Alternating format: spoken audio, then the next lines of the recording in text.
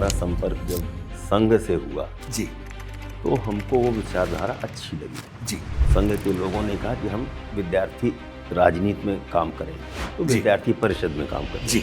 आप राजनीति में ना होते तो कहाँ होते? और फिर हमने उनको 84 में उनको हमने 10,000 वोटों से हराया। भारत एक नशे की चपेट में जा रहा है। देश के लिए दुर्भाग्य है कहें, और नई पीढ़ी इसकी चपेट में जिस तरह से आ रही है। जुम्मेवार को, मनुष्य को शुद्ध श्वास नहीं मिल रही। ऐसा तो नहीं था पहले। आलोचना और प्रत्यालोचना तो करने का सबको अधिकार है, कुछ लोगों को समालोचना भी करना चाहिए। नोट बंद हो सकते हैं तो कोई ऐसा नियम क्यों नहीं बनता कि पॉलिथीन बंद हो जाए? हरिओम नमः शिवाय जी। आज हमारे साथ हैं उत्तर प्रदेश विधान परिषद के अध्यक्ष कुंवर मनवेंद्र सिंह जी, जिनका राजनीतिक जीवन, अनुभव, समर्पण और समाज सेवा का सच में एक उदाहरण है। संघ और विद्यार्थी परिषद से जुड़ाव से लेकर विधायिका से उनकी अद्वितीय भूमिका रही है। उनका योगदान समाज और प्रदेश के विकास कार्यों के लिए अमूल्य रहा है। आज उनकी हिम्मत, उनका हौसला लोगों को एक प्रेरणा देता है। उनके जीवन और उनके कार्यों के प्रति आज उनसे हम चर्चा करते हैं। आपका बहुत बहुत स्वागत है जी। हरिओम। आपके बचपन का वो कौन सा अनुभव है जिसने आपको राजनीति की तरफ प्रेरित किया? देखिए, ऐसा तो कोई अनुभव नहीं कह सकते जी लेकिन ये जरूर है कि बचपन से ही, हमारे विद्यार्थी जीवन से ही हमारा संपर्क जब संघ से हुआ जी तो हमको वो विचारधारा अच्छी लगी। जी और उससे ही हम फिर, चूंकि विद्यार्थी थे तो फिर हमको संघ के लोगों ने कहा कि हम विद्यार्थी राजनीति में काम करें, तो जी। विद्यार्थी परिषद में काम करने जी। लगे। और उसी से फिर आगे चलकर वो भारतीय जनता पार्टी में आए हैं। जी लेकिन हम लोग उस विचारधारा को पसंद करके उस समय इस विचारधारा में गए हैं जी जब हमको ये पता था कि हमारे जीवन में कभी ही हमारी विचारधारा सत्ता में नहीं आएगी। जी उसके बावजूद भी हम लोग जी पढ़ने लिखने के बाद, उच्च शिक्षा लेने के बाद भी उस विचारधारा में शामिल हुए। जी। आदरणीय कुंवर जी, आपने एक चीज देखी होगी, वर्तमान में भी लाखों लोग, लाखों युवा राजनीतिक में आने के लिए जुझारू रूप से लगे रहते हैं। कुछ का लोग नाम कमाना होता है, कुछ का लोग सेवा करना होता है, कुछ सफल होते हैं, कुछ असफल होते हैं। तो आप इसको किस एंगल से देखते हैं? उन युवाओं को लेकर आपका क्या संदेश है? देखिए, राजनीति का अब सब बदल गया। जी पहले राजनीति सेवा के लिए होती थी। जी राजनीति पहले होती थी सेवा के लिए। जी और कुछ लोग ये मानकर करते थे कि उनको प्रतिष्ठा मिले। जी लेकिन अब जो है वो पूरे समाज का जो अवमूल्यीकरण हुआ है, जी तो ये हम ये कहें कि राजनीति का भी डिवैल्यूएशन हुआ है। जी। तो इसमें दोष किसका? अब उसमें दोष तो कुछ उन लोगों का है कि जो बिना संघर्ष किए, बिना तपस्या किए जी ऊपर जाना चाहते हैं, जी और वो जो सही रास्ता है उसको छोड़कर जी शॉर्टकट से जाना शॉर्टकट चाहते से हैं। जाना जी और शॉर्टकट से जाने में जी फिर उनको किसी भी प्रकार की वस्तुओं का, चीज़ों का या किसी भी प्रकार का वो जी उपयोग करके ऊपर जाना चाहते हैं। जी। आपके जीवन में कभी कोई ऐसा क्षण था जिसने आपको झंझोरा हो, या उदासी में लेके गया हो, या आपको क्रोध आया हो? बताइए।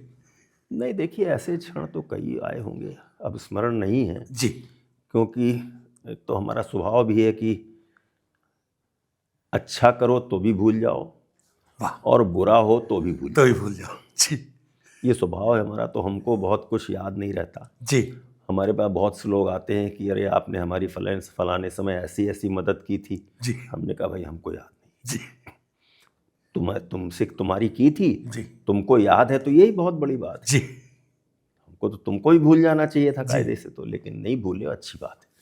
आप उस प्रदेश में हैं, बहुत महत्वपूर्ण पद पे हैं उत्तर प्रदेश में, और आपके यहाँ विश्व का सबसे बड़ा मेला कुंभ, महाकुंभ मेला, पूर्ण कुंभ इस बार लग रहा है, जबकि 4 दिन पहले ही एनजीटी ने सबको, केंद्र और प्रदेश सरकार को चौंका दिया है कि गंगा का जल आचमन योग्य होना चाहिए।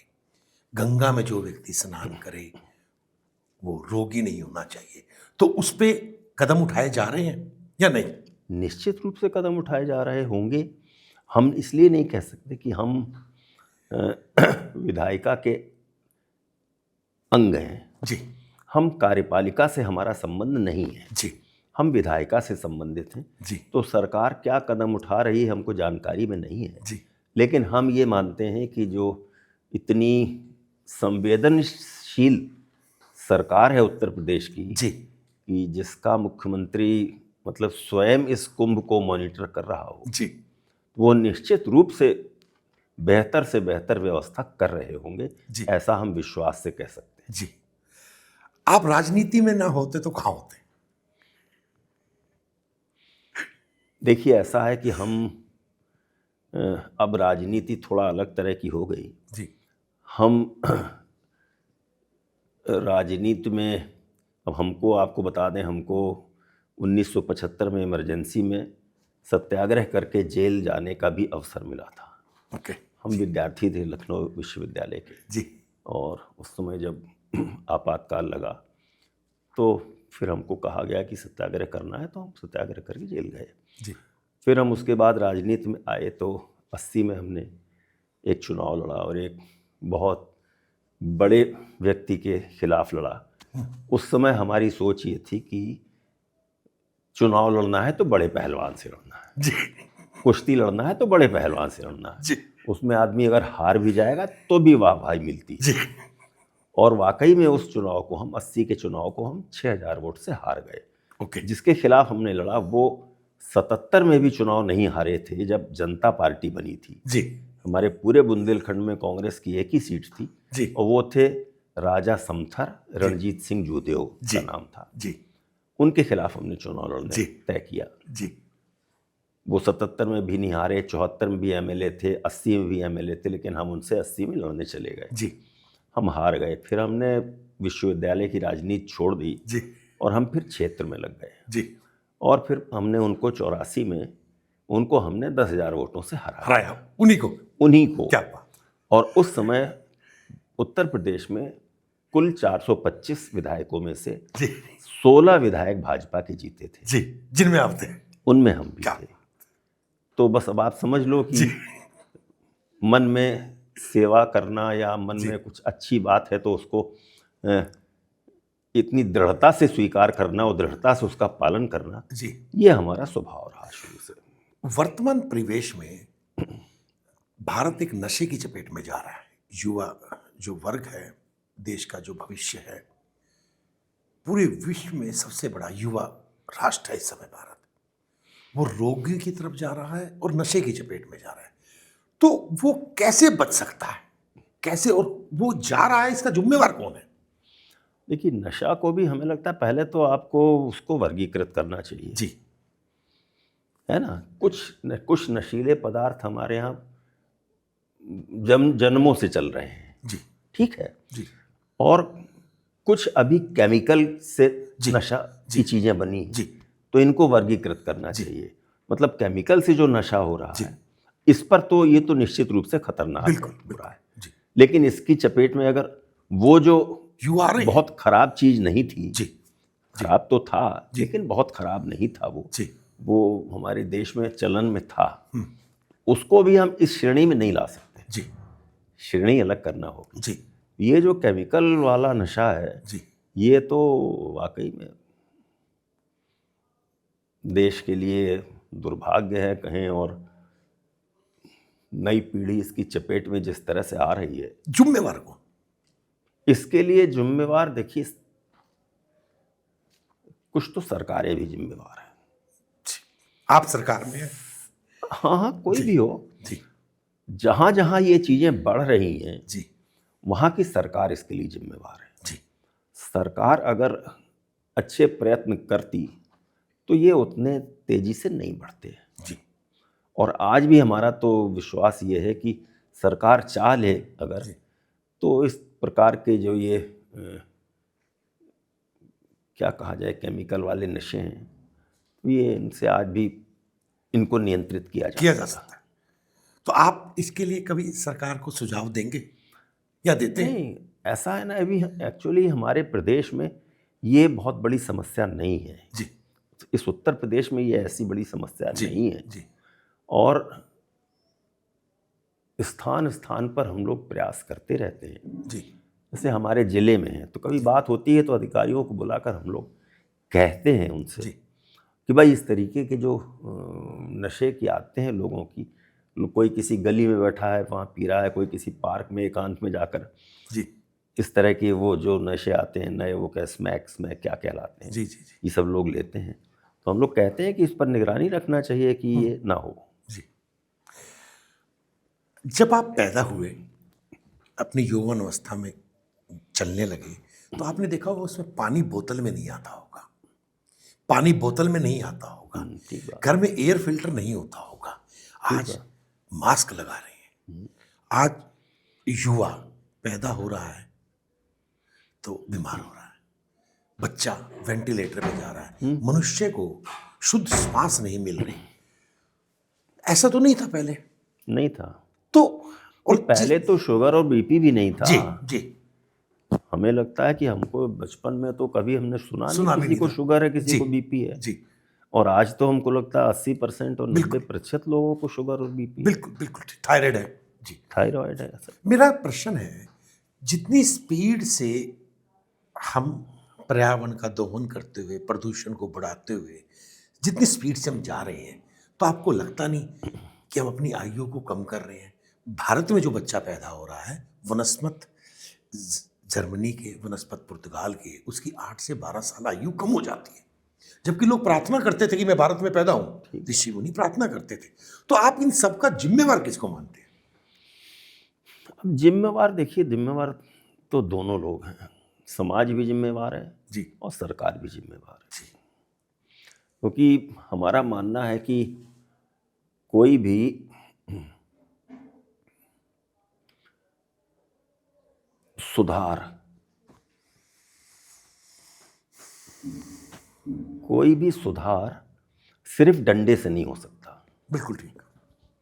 दंड से? मतलब केवल दंड से नहीं हो सकता। जी उसके लिए जनमानस को तैयार होना पड़ेगा, समाज को तैयार होना जी। पड़ेगा, तब कोई भी इस तरह का सुधार हो सकता है। परंतु स्थिति बद से बदतर होती जा रही है। अब तो आने वाले वक्त में शहरों में चौकों पे एयर प्यूरिफायर लगेंगे बड़े बड़े। आप पेट्रोल पंप पे 2 नोजल होती थी, डीजल और पेट्रोल की, तीसरी आ गई सीएनजी की। भविष्य में कभी ऑक्सीजन की भी आ जाए। हाँ, तो आप इन सबको क्या कहाँ देखते हैं और इससे बचने का तरीका क्या है? हम पर्यावरण युक्त हो पाए, पॉलीथीन मुक्त हो पाए, पूरा समाज, पूरा राष्ट्र। इसके लिए आप पूरे राष्ट्र को क्या संदेश देंगे? हमको लगता है जो हमारा परंपरागत विधि थी हमारी, जी हमको उस पर आना चाहिए। हम जो जगह जगह ये कहा जाए कि कंक्रीट के पहाड़ खड़े कर रहे हैं, जी, तो बगैर सरकार की इजाजत के 20-20 कैसे कर सकते मंजिली हैं? बिल्डिंगें और जी। ये सब जो हम कर रहे हैं ना, जी ये सब नुकसानदायक है हमारे जी। लिए। और पेड़ों को हम काट रहे काट हैं। रहे हैं जी, पर उससे सरकार को रेवेन्यू आ रहा है। तो सरकार ये चीज क्यों नहीं समझ पा रही कि हम सतत विकास की प्रक्रिया पे जाते हैं? सरकार अभी तक नहीं समझ रही थी। हमको लग रहा है अब सरकार की समझ में काफ़ी कुछ आ आ रहा गया है। है, ठीक अब आ रहा है। जी लेकिन अभी आ गया ये भी गनीमत है ना। जी ठीक और 10 साल बाद अगर समझ में आता सरकार के, तब तो हम कितने नीचे पहुंच गए होते। बिल्कुल ठीक बिल्कुल। लेकिन आज भी समझ में आ रहा है तो अच्छा है। तो सरकार को तो देर- समझ में आ रहा है, समाज देर को? आए दुरुस्त आए। समाज को? समाज को अभी उतना नहीं आ रहा समझ में, लेकिन समाज को भी जागरूक करना पड़ेगा। जी। समाज को तो जगाना। आपकी दृष्टि में ऐसा क्या तरीका अपनाया जाए जिससे समाज इसके प्रति जागरूक हो पाए? क्या तरीका हो सकता है इसके लिए? तो भाई लोगों को विचार करना चाहिए ना कि समाज को कैसे जगाएं। जी अब उसके बहुत से माध्यम हो सकते हैं, प्रचार भी एक माध्यम होता है, जी कुछ प्रशिक्षण माध्यम होता है, कुछ अच्छे लोगों का सत्संग माध्यम होता है, और क्या। जी। समाज में बढ़ते जातीय और सांप्रदायिक तनाव को कम करने के लिए क्या विधान परिषद की भूमिका हो सकती है? देखिए, जाति और सांप्रदायिक तनाव जो है, इसमें सदनों का कोई रोल नहीं होता है। ओके। ये सब जो भी होता है ये फील्ड में ही होता है, जी और ये होता है जब राजनेता अपनी राजनीतिक रोटी सेकने के लिए जी कुछ इस तरह के कदम उठाता है, तब ये बातें आती हैं। जी सदनों में ये सब नहीं होता है, जी और सदनों में तो सब लोग एक साथ मिलकर बैठते हैं। सदनों का काम है कानून बनाना, जी। तो सब लोग मिलकर एक साथ उसमें हिस्सा लेते हैं। परंतु जो टीवी में नजर आता है सदनों के अंदर एक साथ तो बैठते हैं, पर एक साथ बैठे हुए भी वो नहीं बैठे होते, एक दूसरे पे आरोप प्रत्यारोप लगाते हैं, झगड़ा होता है। युवा बच्चे देख रहे हैं कि जिनको हमने चुन के भेजा, तो पूछते हैं माता पिता से कि वो आपस में झगड़ा क्यों कर रहे हैं, रिस्पेक्टफुली क्यों नहीं बोल रहे। तो इसको कहाँ कमी पाते हो आप? पेशेंस कम हो रहा है? नहीं, पेशेंस कम हो रहा भी कह सकते हैं। दूसरा ये भी कह सकते हैं, देखिए, राजनीतिक दलों का अपना राजनीतिक एजेंडा होता है, जी और वो अपने राजनीतिक एजेंडे को पूरा करने के लिए, जी आगे बढ़ाने के लिए वो तरह तरह की बातें सोचकर करते हैं। जी तो अब अगर उसके पीछे जी वो ये ध्यान रखें जी कि इससे हमारे देश को कितना नुकसान या कितना लाभ है, जी। तो हमको लगता है उनमें कुछ सुधार हो। तो आप अपने सदन में कहते हैं ये बात, किस हाँ, बात का ध्यान रखा जाए? हाँ हाँ, कहते हैं, क्यों तो नहीं कहते। वो मानते हैं? हाँ हाँ, मानते हैं। हमारे यहाँ देखिए, हमारे सदन में कम से कम इस तरह की बहुत बातें नहीं होती, लेकिन फिर भी कई बार लोग हो जाती है। हाँ, कई बार लोग उठाने लगते हैं पुरानी जी, बातें कि जी, ऐसा है जी वैसा है। जी तो हम लोग उनको कहते हैं कि नहीं, ऐसा नहीं है।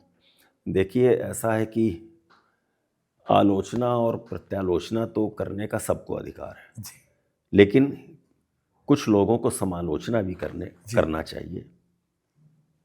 आप इतना सुमधुर वक्तव्य दे रहे हो, इतना प्यार से शब्दों को ठहरा ठहरा के आप बातचीत करते हैं, तो आपके परिवार के, आपके मित्र लोग ये तो नहीं सोचते कि आप जल्दी बोलिए? फिर आप इतना स्लो चल रहे हैं, तो इस विषय में कभी किसी व्यक्ति विशेष ने कुछ कहा नहीं, आप इतना स्लो क्यों चल रहे हैं, क्यों नहीं जोर से बोल रहे?